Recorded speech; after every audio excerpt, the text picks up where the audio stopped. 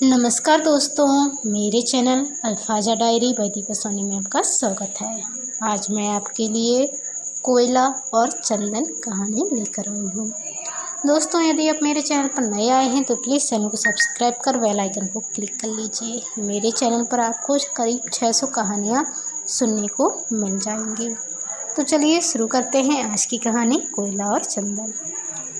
एक शिक्षक थे। शिक्षक स्वभाव के भी अच्छे थे और दयालु भी थे। वो अक्सर ज़रूरतमंद लोगों की सेवा करते थे। उन्होंने अपना पूरा जीवन ज़रूरतमंद की सहायता के लिए समर्पित किया था। जब उनका अंतिम समय आया तो उन्होंने अपने बेटे को बुलाया और कहा, बेटा, मैंने अपना पूरा जीवन दुनिया को शिक्षा देने में गुजार दिया। अब अपने अंतिम समय में मैं तुम्हें कुछ ज़रूरी बातें बताना चाहता हूँ। तुम एक कोयला और चंदन का एक टुकड़ा उठा लाओ। बेटे को पहले तो यह अटपटा लगा, लेकिन उसने सोचा कि जब पिता का आदेश है तो यह सब लाना ही पड़ेगा। बेटे ने रसोई घर से कोयले का एक टुकड़ा उठाया।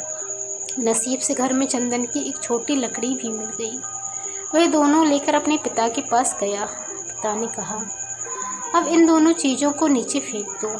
बेटे ने दोनों चीज़ें नीचे फेंक दी और हाथ धोने जाने लगा तो उसके पिताजी बोले, ठहरो बेटा, जरा अपना हाथ तो दिखाओ।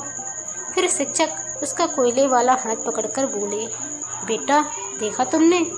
कोयला पकड़ते ही हाथ काला हो गया, लेकिन उसे फेंक देने के बाद भी तुम्हारे हाथ में कालिख लगी रह गई। गलत लोगों की संगति भी इसी तरह होती है।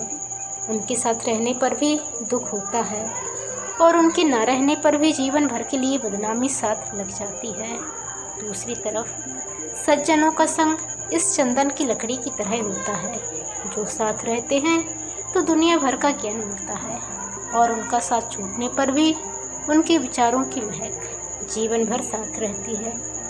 इसलिए हमेशा अच्छे लोगों की संगति में ही रहना, तुम्हारा जीवन सुखद रहेगा। शिक्षक का बेटा उसके पिता की बात अच्छे से समझ गया। हमें भी सज्जनों का ही संग करना चाहिए, क्योंकि ऐसा करने से हमारा जीवन सुखद रहता है।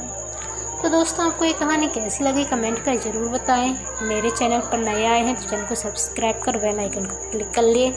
आपको मेरे चैनल पर प्रेमचंद की और सभी बड़े बड़े राइटर्स जैसे महादेवी वर्मा, सुमित्रा कुमारी चौहान, अमरकांत, कृष्ण कुमार, शिवानी जी और जो भी बड़े बड़े राइटर्स हैं उन सभी की कहानियाँ सुनने को मिलेंगी। साथ ही तेनालीराम की कहानियाँ, अकबर बीरबल की कहानियाँ और ऐसी ही कई ज्ञानवर्धक छोटी छोटी कहानियाँ भी सुनने को मिलेंगी। Please subscribe